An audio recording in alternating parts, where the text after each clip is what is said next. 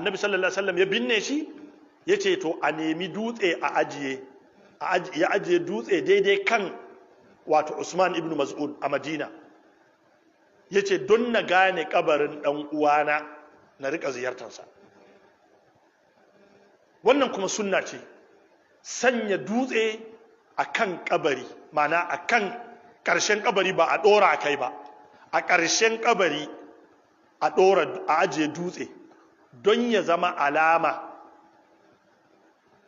na yadda mutum zai gane inda makwancin ɗan uwansa, don wata rana in ya ziyarci kabarin ya yi masa gaisuwa da addu'a. Wannan ya halatta. In ka shiga makabarta, in akwai kabarin wani wanda ka sani, ka nufi inda yake kai mai addu'a, ya halatta. Annabi sallallahu alaihi wasallam yakan je a makabarta ya musu addu'a.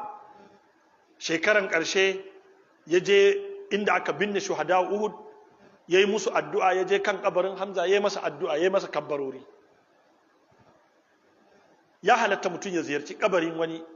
Sanya dutsen kuma sunna ne, don haka yana da kyau ya zama a cikin makabarta akwai duwatsu saboda waɗannan bukatu, ba itace ko a kafa allo a yi ta rubuce-rubuce wane raya rasu a wuri kaza da sauransu. Wannan bidiya ce, ba cikin aikin magabatan farko. Ko a ɗauki abin nan ɗanyen wato itaciya a sa a kan ƙabari. Na kan ga a wasu wurare a ɗauki ɗanyen itace sai a ɗora a kan ƙabarin, ko kuma a je a karyo ɗanyen itace a zo a ɗora a kan ƙabarin, ko a kwantar ko a dasa a kafa. Wannan annabi ya yi da wasu ƙabura guda biyu kacal, kuma bai sake yi da kowa ba. Wannan kuma akwai dalilin da ya sa ya yi. Ya zo yana wucewa wata rana sai ya ga sahabbansa cewa inna hadhani la yu'azzabani, yace waɗannan kaburan guda biyu ana musu azaba yanzu. A cikin kabarin annabi yace ana musu azaba.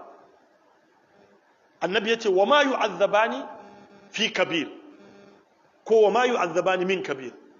Amma kuma abinda yasa ake musu azaban ba wani abin da ya taka kara ya karya bane, ku